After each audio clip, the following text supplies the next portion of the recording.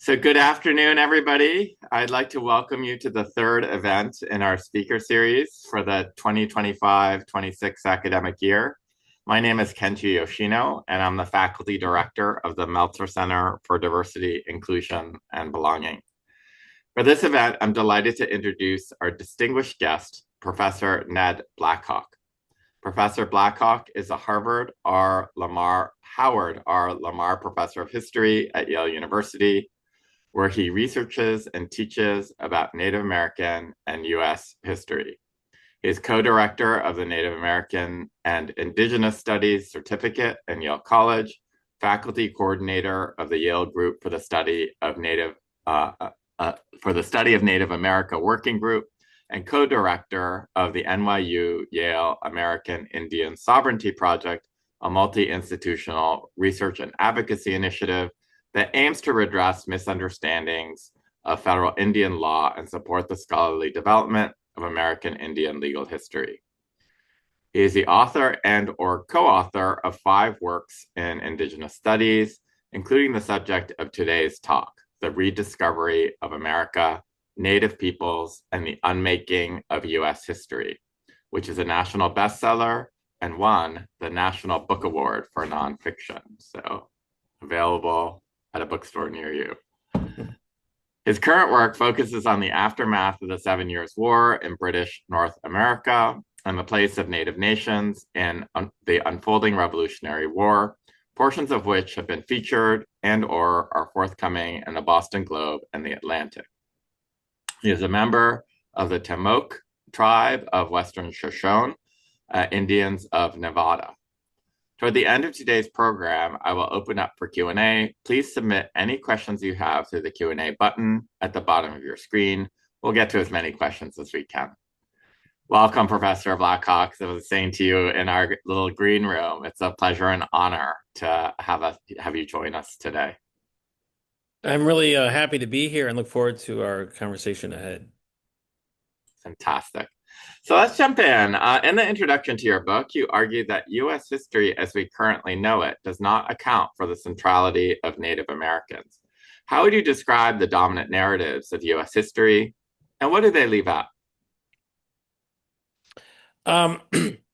The book does kind of open with this concern, and it's a concern that I've experienced for my academic career, which stretches back now into the 20th century. So I've long been concerned that the United States has a certain understanding of its national history that doesn't sufficiently recognize Native American communities.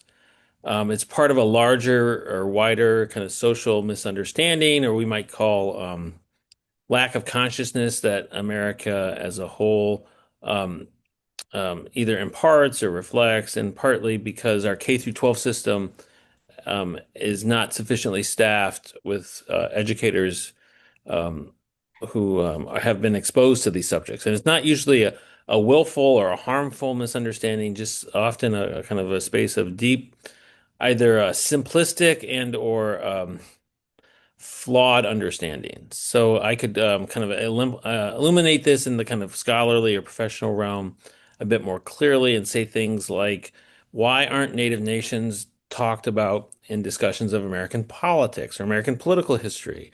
Why are U.S. institutions of higher education often teaching American politics or what we call political science without any mention of the nearly 560 plus federally recognized Native nations upon the American landscape?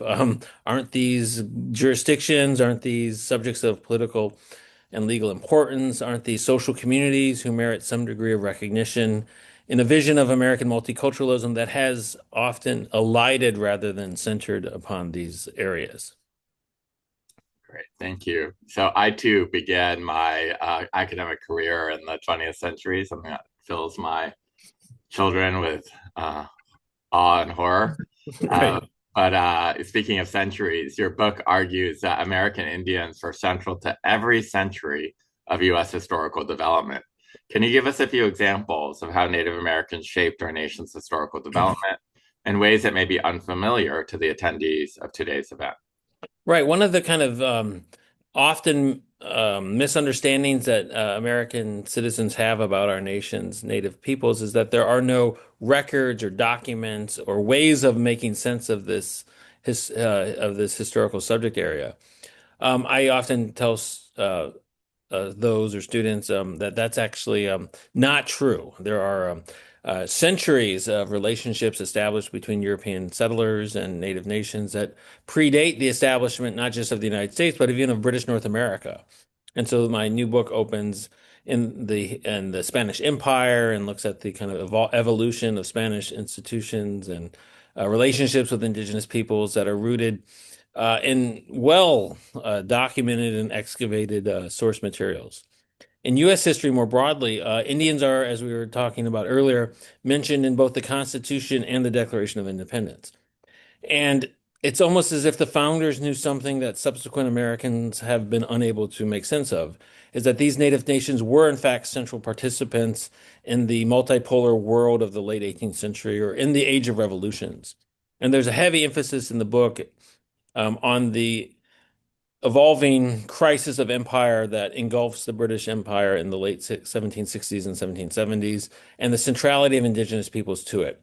And so it'd be hard to kind of narrate all the details of this kind of example of 18th century Native American history, but let's just think about a series of events that started happening in the early 1750s and conclude in the 1770s. In the early 1750s, New France is the French colony of North America, and it basically surrounds British North America. To the north of Massachusetts is Quebec. To the west of New York is what we would now call Ontario. To the west of Virginia and the Carolinas are the Louisiana territories and the Mississippi headwaters. This is a world dominated not only by French imperial traders and officials, but by indigenous peoples. And so, starting in the 1750s, the French attempt to solidify their claims to this region, in part to keep British traders out. And in the summer of 1754, as I write about in chapter 5 of this book, the British Empire attempts to destabilize or kind of remove these forts, and they send a young colonel from Virginia by the name of Washington to dismantle the French fort at Duquesne. So in July of 1754, he's defeated by a combined force of French and Algonquin-speaking Indian allies. And so his entire campaign is in indigenous territories. He's hopeful for indigenous allies to join his campaign against the French, and he's repelled and defeated by a joint Franco-indigenous alliance, one that has been established throughout, the generations preceding his arrival. So we cannot even begin to think about the crisis between France and England, later between England and its own colonists, without understanding that indigenous peoples were central, either as participants, but even as feared villains and or identifiable others that the founders called merciless Indian savages in the Declaration. So I tried to give some kind of contextual frame for this. And many scholars or others might suggest that, well, okay, we can understand that Indians are central to early American history because there really weren't that many European settlers or non-native peoples in North America until the 1800s, which is true. In 1750, the date we used, there are only 1.5 million people in British North America more broadly, who are a relatively minor fraction of the continent's larger population, let alone the hemisphere's larger population. So by 1850, that demography has changed, and the United States is, gathering momentum for various expanding efforts. And we could talk about the Indian Wars, the establishment of reservations, the treaty system that I write about. And we could kind of distill how all of these elements of diplomacy, lawmaking, infrastructure, warfare, even peacemaking are all forms of administrative governance that the federal government is developing throughout its earliest decades in existence. So even after Confederation, even after the Constitutional Convention, the federal government has to learn how to kind of it has to learn how to implement new policies and practices regarding Indians that it helps in many ways power or drive the formation of other practices. So I write about, for example, the Jay's Treaty of 1794. I write about the Louisiana Purchase Treaty of 1803 and look at how other preceding Indian treaties help the federal government learn how to make treaties with other nations more broadly. And the policies of ratification that the Senate accepts and agrees upon are ambiguous early on in the Washington administration. And Jefferson himself, as I think you know, was adverse to trying to even conquer or take Louisiana because of the worry about incorporating non-Anglophone subjects into the body politic of the United States. How do you do these things? And so that's kind of where we're at in the kind of 21st century moment, is that the federal government often leans upon its practices of dealing with other peoples, particularly native nations, for learning how to handle certain types of problematic national concerns. I could continue this conversation to the 20th century, the century where Native Americans are most absent in American historical study. And it's very hard to find, say, a modern textbook of American history that mentions Native Americans really at all in the 20th century. Even though by the late 20th century, Native nations have become powerful gaming communities across the Northeast, across California, the Southwest, Oklahoma, the Great Lakes, the Northwest Coast, into Florida. I mean, you really can't go that far in the United States these days and not find a kind of Native American community that is engaged in some form of often very profitable economic enterprise. So I'm really just kind of shocked that this continued erasure, as I've called it, continues, but trying to work in my own ways to reform or redress it.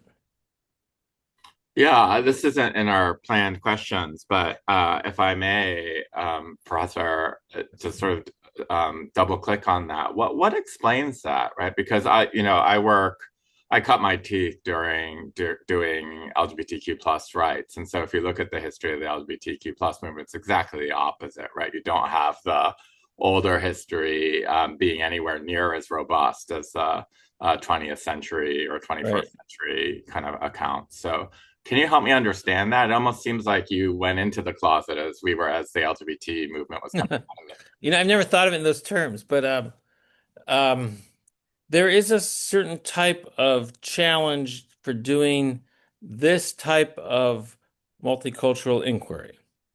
Other fields have their own types of challenges that you're obviously very familiar with, but in this realm, I think it's a series of common and combining factors. One is the diversity of Native America is so expansive that it requires familiarity before one can have some degree of understanding. And so, in Native American communities now, and individuals like myself and my family and others have, moved across the country. And so my tribe, which is in Nevada, my father and our family, were, from those communities. But many of us don't live in close proximity to them anymore for various reasons. So our kind of the heterogeneity of Native America makes it really hard for people to make sense of the subject quickly or easily. It's not impossible, in part because I know from experience that one can make sense of these things. And I tried in my book, as you have, there are maps of contemporary native nations in the United States that I often use as a beginning point. And so the book, particularly the hardcover, has these nice end maps and front maps that illuminate this kind of reality and this diversity. So that's one factor. We might call it ethnographic or political diversity.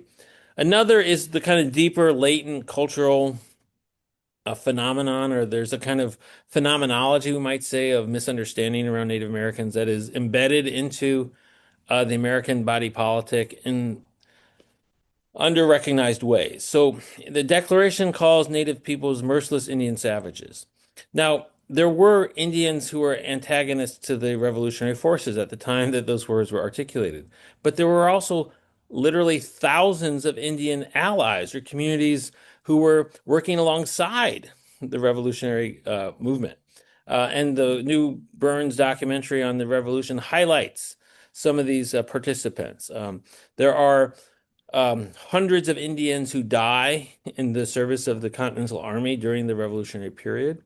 There are many others who provide provisions and trade and hospitality And so there's a diversity of peoples as well as political allegiances at the time of the revolution itself, but the Declaration collapses that heterogeneity into a singular antagonistic form that has a racialized component to it. And so that kind of singular vision of Native Americans as Indians, as savages, or even as like romantic pacifists or ecologically inclined individuals, any kind of simplistic formation about Native Americans belies the heterogeneity of the subject. And so we have this kind of empty signifier of an American Indian that doesn't really have a very strong referent to it in ways that have kind of complicated federal Indian policy, tribal governance, and also like educational practices. So there are these kind of deep-seated problematics as well as a kind of reality of diversity that make it hard to really engage these subjects. But it's not impossible. Something that's a challenge shouldn't be met with inaction, but rather maybe proactive or kind of engaged responses. Great. So you mentioned the Declaration of Independence, and earlier you mentioned the Constitution. I want to go to the Constitution because that's what I teach here. Under Article 1, Section 8, Clause 3, I believe, we have the federal government being given uh, plenary power over regulating commerce with the quote unquote Indian tribes. Can you tell us about the historical significance of that power and how it came to be in the Constitution? Right. You know this subject well and have read and studied it for a long time. I'm a relative newcomer to what we call federal Indian law and policy, but it's somewhat personal in a sense because I spent the early part of my career teaching Native American history without any legal familiarity. And I basically said to myself a long time ago, I have to make sense of this subject because it's so central to understanding this larger subject area. And so I taught at the University of Wisconsin in Madison for 10 years.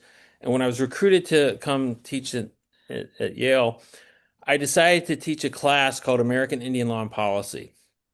This was 18 years ago or so. And so I kind of took the works that I'd read or the things I understood and just started marinating in them and trying to distill them for undergraduates, many of whom have much more interest in going to law school than they do graduate school in a history field or something. And so I've worked very closely with really now a generation of students who've kind of understood my understanding of these subjects and carried them on in various ways. So I've always been struck by the way Native peoples have been written out of these kind of pivotal moments of American history, but then seeing how central they were to either the text or the context. And so there is this kind of a chapter in the book called on chapter 6 is on the Constitution, and it highlights how weak, as we all know, the Articles of Confederation were at the time of independence. When England recognizes the United States after the defeats of the Revolutionary War and the Treaty of Paris in 1783, the Articles of Confederation don't even gain quorum when they hold their congressional meetings. And there are these kind of famous scenes from this period where it looks very, very clear that the nascent American Republic is not going to survive.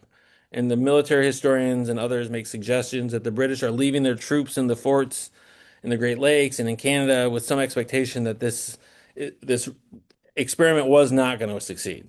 And it may not have had they not reconstituted the government. And so the Constitution is this kind of, as you know, and others celebrate, this kind of beautiful contingent, document that brings together all these ideas in a very kind of contingent moment to remedy serious problems that the federal government has experienced over taxation and jurisdiction and representation and all the things that the Constitution does beautifully.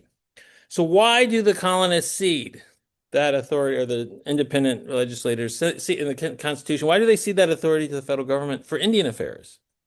Because they know that reality, that these tribes are powerful, that they're present, and that they require a kind of centralized federalist power. So that recognition is understood at the time. It reflects kind of latent practices that the articles themselves were engaged in. The Federalist Papers often wrote about the need for centralized authority over Indian affairs. And so the federal government begins a process of codification of Indian affairs that only it can do.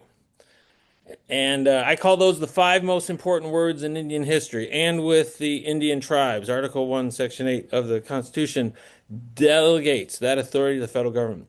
The federal government's weak. It doesn't really have, judicial review yet. It doesn't have a whole series of administrative practices that it will eventually develop. But it does have things like treaties, which it begins making right away. It previously made them before the Constitutional Convention, but they begin a process of working with tribal communities between the federal government and tribal nations in a bilateral form. That's what treaties do. They bind peoples together in the supreme law of the land, as the Constitution calls treaty making. So all of a sudden, tribal communities are interacting with the federal government in a kind of new political and legal form, and coming to extract certain commitments, eventually called annuities or annual payments, in exchange for things like land cessions. And it's this interior land regulation and maintenance that is one of the kind of precipitating reasons why the federal government is moving this in these directions. But tribal communities have to learn how to navigate it and negotiate with the federal government, and also hold the federal government to these types of commitments, which tribes to this day still do.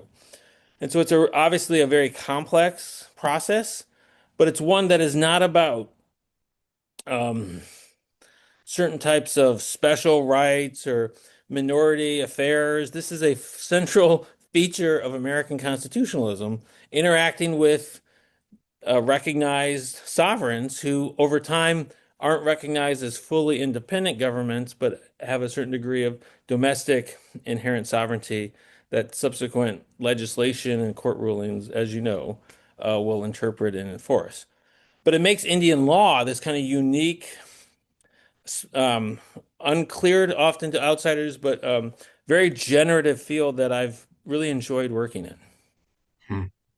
Yeah, again, in our kind of green room conversation, I mentioned, I gave you an anecdote about how on one of the inclusion councils on which I sit, one of my colleagues who represents sort of Native American interests said, we're the only racial group mentioned in the Constitution. You're a constitutionalist. Like, why aren't you hammering more on the table, right, for the inclusion of Native Americans and diversity and inclusion conversations? And I didn't have a good answer for her. So thank you for making that or for giving us the history there.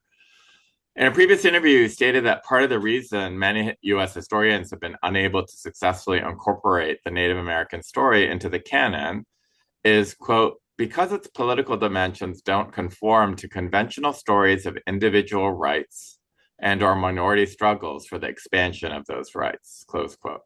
Specifically, you note that, quote, Native Americans have not historically been fighting for the same rights as other Americans, close quote, such as the right to vote, free speech, and freedom of the press.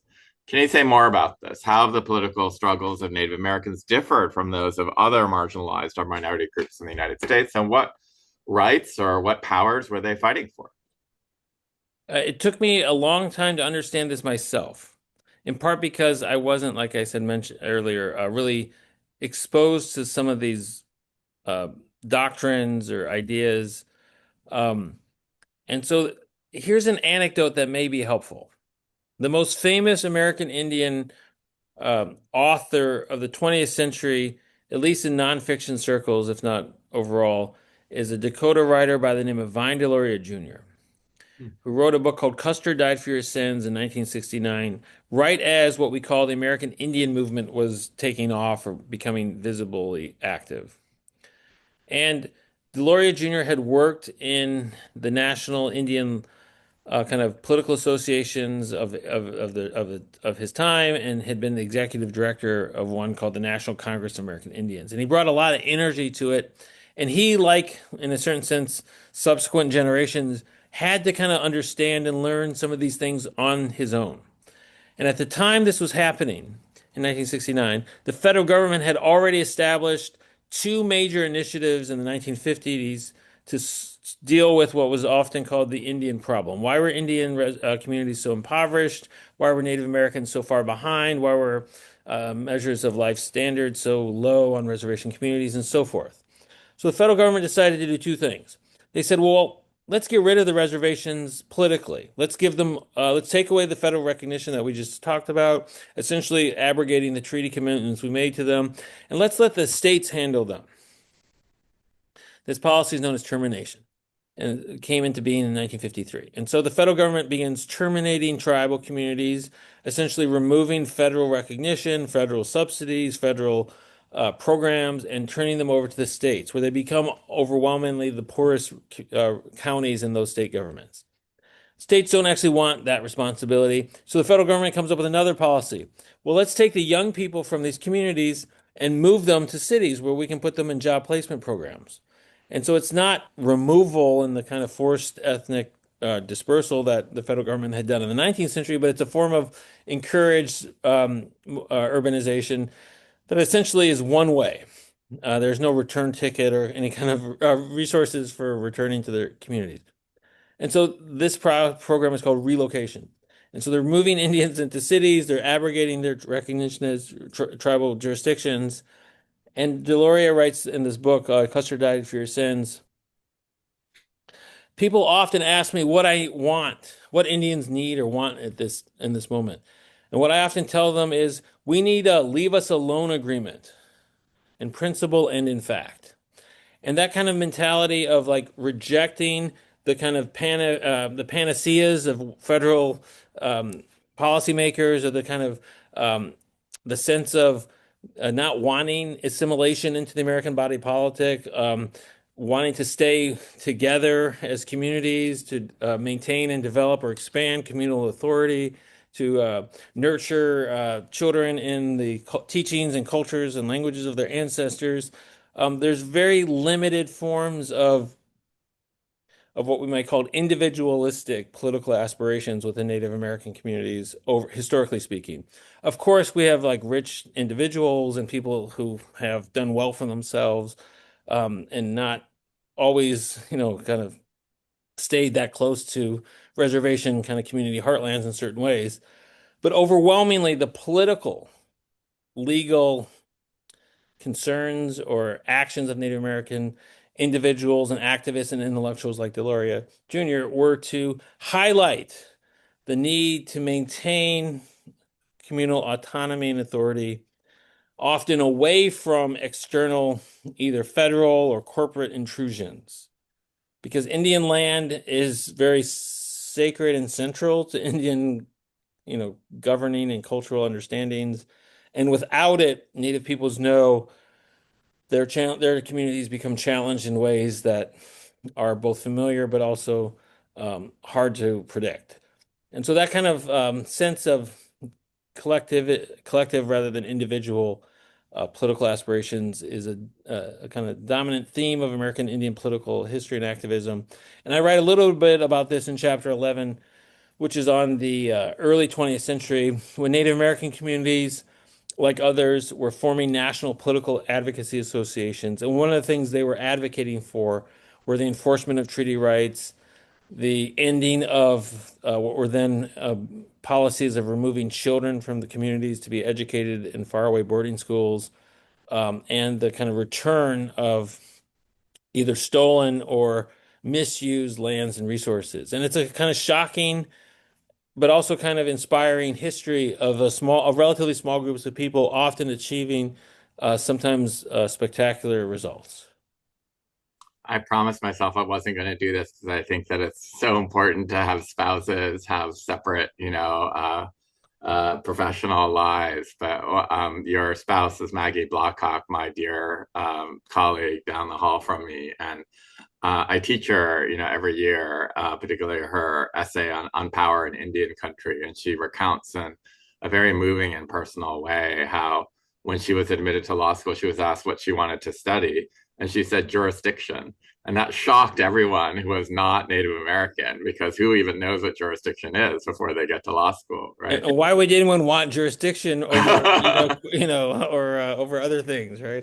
But I think that, am I right that that jives with the point that you just made Yes, and in the and sense that she's talking about how important it is to think about sovereignty for this group of people in a right, way and that in isn't true her, for and I think it's her other groups? first Harvard Law Review is about communal power versus individual rights, and how minority rights has kind of framed many visions of what we might call civil liberties or multicultural activist histories, and left us with the kind of peculiar bind where even after a series of voting rights achievements or this end of segregated schoolings or various types of legalized racial um, injustices being overturned, there have been limited, often forms of other types of gains. And so, in Indian country, I think I don't know, want to say that Native Americans have understood this, but they have understood that pursuing rights for themselves has not been the kind of predominant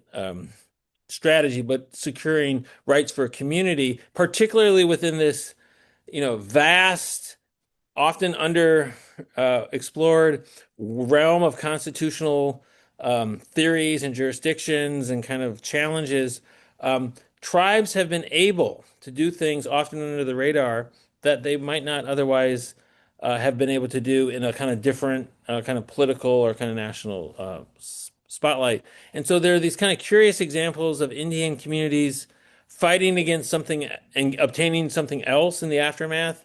And it's kind of extraordinary that we're living in this period where 40 years ago, before the Indian Gaming Regulatory Act of 1990 was passed, tribal communities really were not visible in in kind of modern American kind of consciousness. But now, the Boston Red Sox at Fenway Park, the San Francisco Giants, and I don't think they still call it Candlestick, but what used to be called Candlestick Park.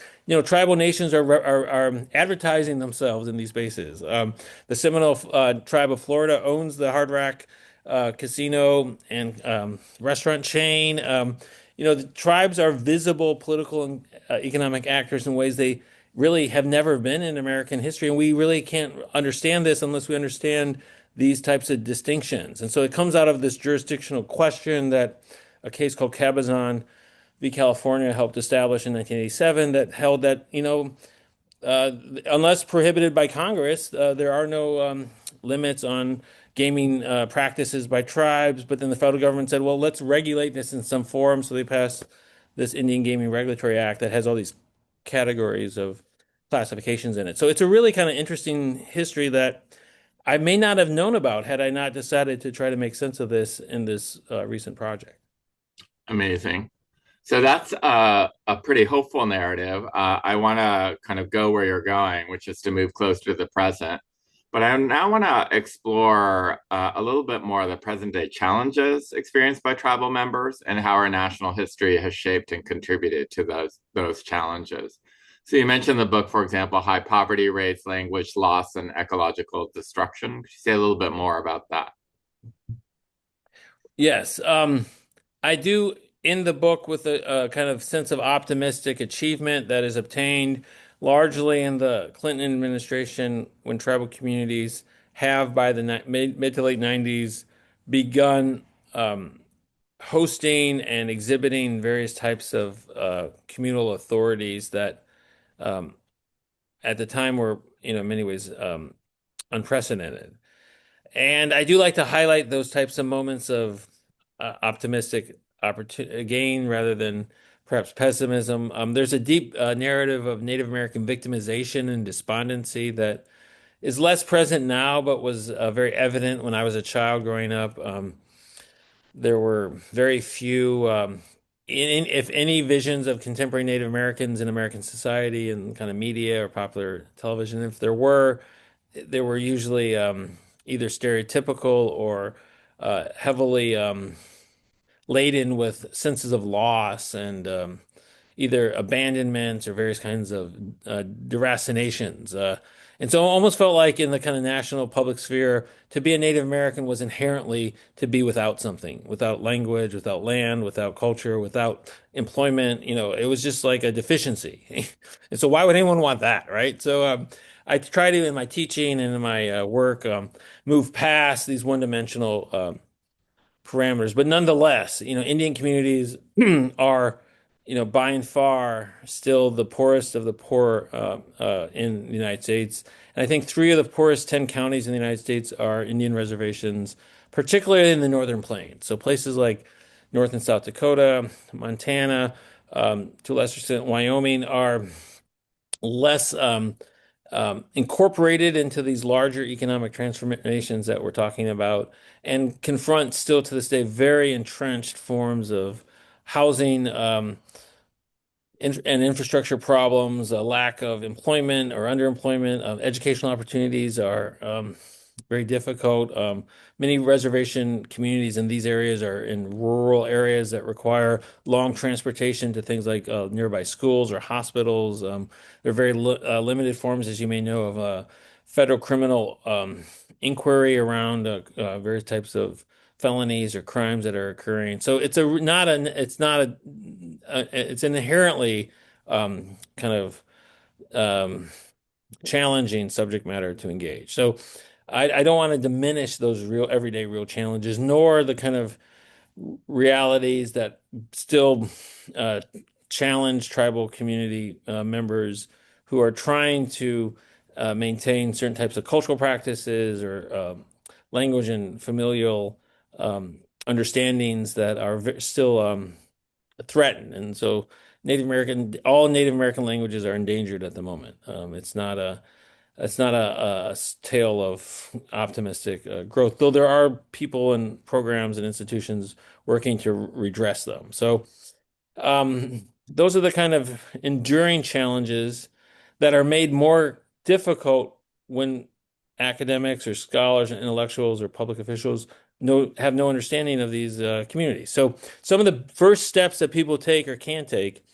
is simply getting to know or understand one's local indigenous environments. And so I've been part of institutions, both here and in Wisconsin, where tribal leaders and university leaders come together, sometimes for the first time.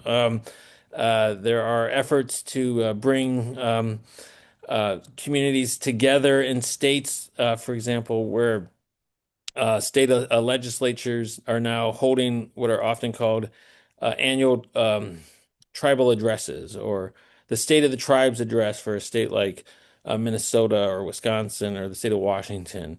The K through 12 curricular initiatives in some of these states require now the instruction of indigenous history and, say, the K through 12 instruction in the state of Montana. Um, these are the kind of everyday efforts to overcome some of those misunderstandings that we began talking about. Nearly 6 years ago, our country has what's been now called a racial reckoning regarding our treatment of Black Americans, followed by the ferocious backlash that we're still in the midst of to that reckoning.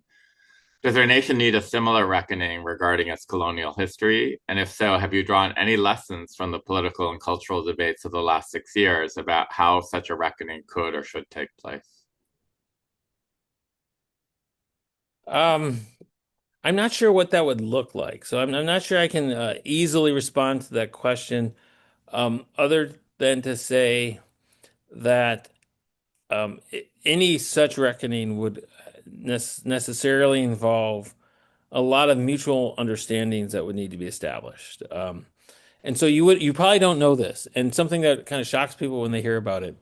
In the late 19th century, there were a lot of what were called Friends of the Indians or various kind of progressive reformers who felt, I don't want to say similarly, but they felt at their time a deep sense of moral loss at the either eradication of the plains bison or the destruction of virgin redwood forests and an associated concern about American Indians. And so there was an effort in New York shortly after the unveiling of the Statue of Liberty to build a comparable statue of the Red Man, it was going to be called. And there Mm. were numerous architects and state leaders and Native Americans brought together to talk about what would this look like, a kind of an homage essentially to the first American. I'm not sure that would have done us much good, to be honest. Just like having Native Americans on dollar coins and other types of kind of national circulated commemorations, it may not be as kind of sufficient of a kind of reckoning as, say, these other initiatives happening often at the state or local level might yield. Nonetheless, it would be great, of course. And Deb Haaland, who was Secretary of the Interior in the Biden administration, was leading a series of efforts to recognize, for example, the legacies of the boarding school crisis for Native families, because all Native families have had family members or descendants who went into these institutional spaces, many of whom never came back, or they came back in ways that were very damaged, and they perpetuated abuses and various problems within their communities in ways that people are still dealing with in the 21st century. So she set in motion a national process of both commemoration, but also research around boarding school, particularly deaths and the loss of children who many families never heard from again. And so those are types of efforts that I would obviously welcome and support. And I think they would have to be done as that effort was at both the federal, but also some kind of local or kind of tribal level that was done in collaboration and consultation. It is a testament to you, Professor Blackhawk, that we are already getting a flood of questions from Oh, the audience. good. So I'm going to turn to them because this is for them a little bit earlier than we usually do. So first, what advice does Professor Blackhawk have for corporate organizations looking to incorporate this information and history into current efforts around inclusion and belonging? Hmm. Um, well, I'm not sure what the right immediate response would be, but there are things that one can do, whether one is a corporate and or maybe other type of organized institutional of some kind. So I'm giving a talk at the Unitarian Church in New Haven this Sunday. It's a long story, but I agreed to do it. And there are ways in which inviting Native American leaders or thought leaders or community members or others into one's institutional setting and having conversations such as these are good starts. And so I'm not sure where this corporate um, entity may lie, but it may be difficult if it's in New York in the same ways. But there are many kind of voices emergent in Native America that can be drawn upon to talk about things like indigenous health. There's a kind of food sovereignty movement at the moment that opening of Native American themed restaurants are occurring across many major metropolitan areas like Minneapolis and um, Albuquerque. There are tribal gaming initiatives that are run in close, if not often, direct concert with various gaming corporations. And I'm sure there's lessons that can be shared from those types of partnerships and or concerns. There is a kind of emergent Native American philanthropy world where tribal communities are working with foundations and others to um, find the best ways or best solutions or best practices for the distribution of various foundation and or philanthropic gifts. So bringing in local or resident or national Native community members might be one kind of strategy. Educating one's own staff and or leadership around certain areas might be helpful. I cite in chapter 12 of the Rediscovery of America this article that I drew a lot of my gaming information from. It's led by it's a co-authored piece in something called the Journal of Economic Perspectives, but it's about the Indian Gaming Regulatory Act. And I had no idea before I read that article, which is like 25 pages, and the author is Randall Akee, A-K-E-E, who I had no idea that tribes were trying various solutions to economic diversification long before gaming came around. The Hmm. way I understood gaming before this was that it was something that started in the late 80s and took off thereafter. Hmm. But it actually started in the 70s when tribes are trying to diversify their economies and trying to inhabit those kind of comparative advantages of jurisdictional autonomy. And they were offering things like fireworks stands, cigarette, non-state tax cigarette stands, and other sometimes gasoline outposts within the tribal communities that were generating revenue. But the state were also often persecuting them, and that's what happened with early Indian gaming initiatives. The state would show up and say, you can't do this," and they put padlocks on the doors of their bingo halls and things like that. So there's a whole history of this happening. And then what really hooked me and convinced me is when Reagan came into office in 80, and by 82, the Reagan administration had so heavily defunded pre-existing federal initiatives that these tribal communities began seeking more um, precarious economic initiatives.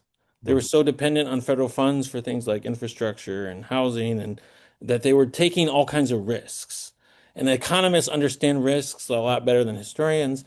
And he was talking about black market economics that were even kind of shaded into the illegal.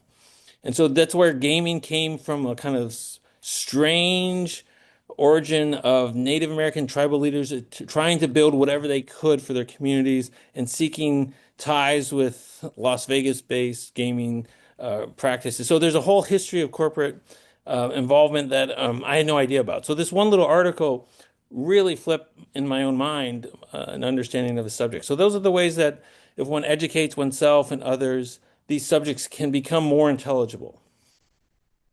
Great.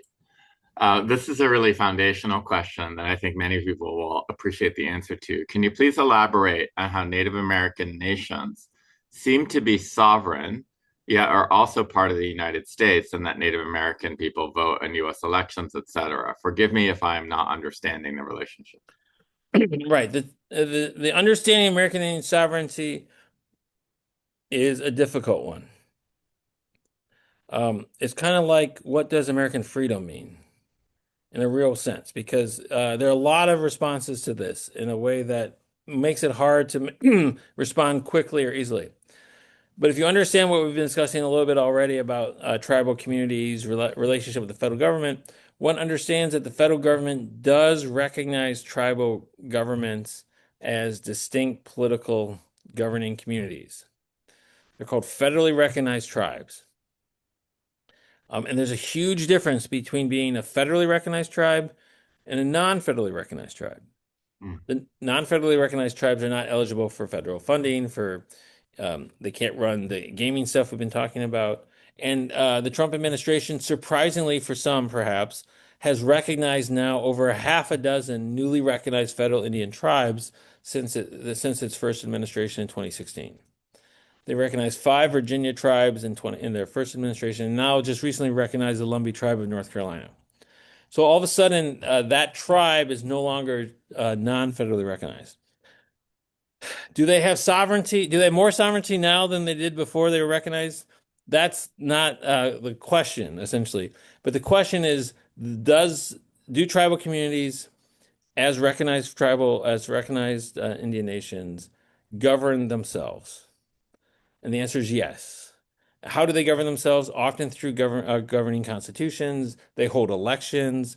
Their officials represent themselves in various accords or in various settings.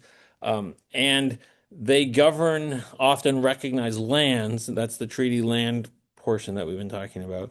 And those lands have upon them jurisdictional constraints that only tribal governments often or federal officials can determine. So and there was a big case in 2015 about the civil authority of a corporation called Dollar General to leave a contractual relationship it had with the tribal government in the South. There are always these kind of questions about to what extent can exterior corporations or individuals interact with tribal lands, resources, and/or individuals. So it's a very complex world, but it's a world that once you start thinking about it, can start becoming more intelligible. And one can understand that there are these communities and that they're distinct from each other. So that I, as a member of a small tribe in Nevada, have no standing within tribal communities outside of my own. I'm not eligible for housing from nearby tribal communities. They don't pay educational benefits to my children. Maybe they're nice to me when I show up, things like that.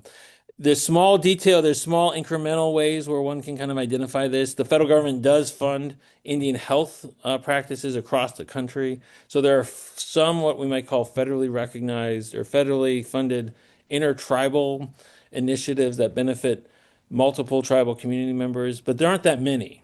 And in Canada, by contrast, the federal government has funded large urban Indian centers across every major metropolitan community in Canada.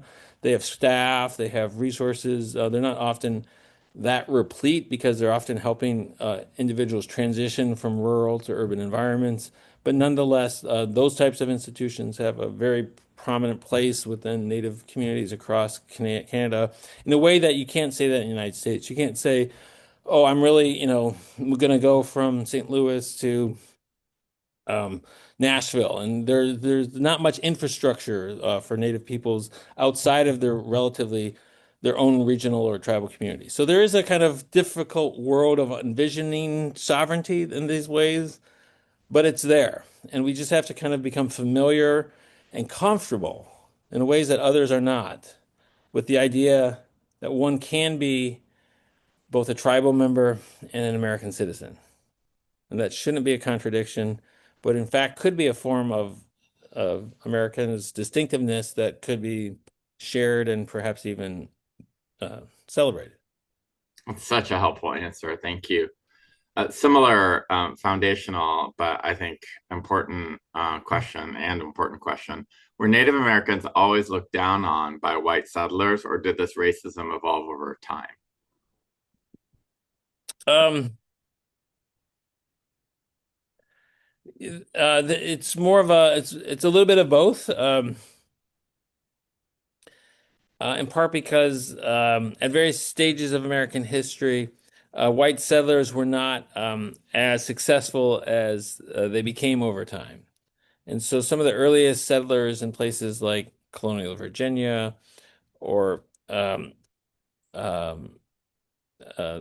parts of the Carolinas and into Georgia, the South was a very difficult territory to gain easy initial settlement in. And so tribal communities may have been the ones looking down on those people rather than vice versa. But over time, the kind of racial discourses of difference and hierarchies did form.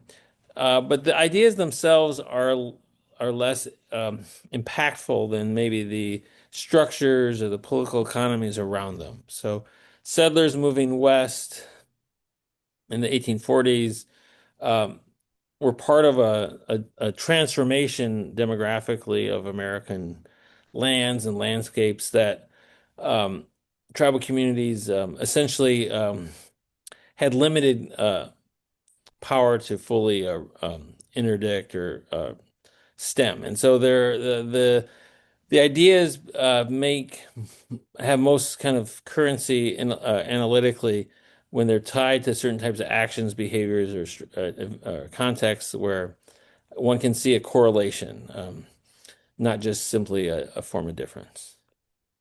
I'm gonna fold this last question with my own last question, right? Which is, what do you see as a likely future for Indigenous peoples' rights? Reckoning, reconciliation, reparations, land back, or on the one hand, or more erasure, slow violence, etc. So that's from the audience. My final That's a very informed question, to be honest, to let you know. Oh, good, good. My less informed, more abstract question is, how optimistic or pessimistic are you that we can build a more inclusive national narrative, and what would success in that endeavor look like? So I think this is a great place to end with a Yeah. commentary on your optimism or pessimism about the future. Well, the last question, you utilize a series of scholarly paradigms that others are engaging in. So the concern with um, uh, uh, recognition is coming from Canada right now, where the Canadian government is attempting to reorganize its relationship with Native nations. And there are many prominent Native scholars in Canada raising concerns about that recognition. Just like they tried to recognize French Canada as a distinct um, community in something called the Meech Lake Accord in the late 80s, that also failed in a certain sense. So these types of recognition policies, even if written into the Constitution as they were in Canada or attempted to, they don't have often much substance to them. And so the Native nations or leaders are saying things like, absent educational benefits, absent certain types of environmental protections, these recognitions become almost rhetorical. And this term slow violence is drawn perhaps from a literary theorist by the name of Rob Nixon, who writes a lot about the challenges of living in spaces of particularly environmental degradation over time. And so tribal communities are dealing with all these problems. And I'd like to, I am optimistic because if I wasn't optimistic, I probably wouldn't be able to be productive in these spaces. But I do believe that we are in a better space than we were 30 or 40 years ago when I was a teenager. And I can see in my students and I can see around me people who are committed and aware and in spaces of potential actualization. That wasn't the case, not too long ago. So what we do need, however, are more partners and allies, particularly in government, where tribal communities have been very effective in having kind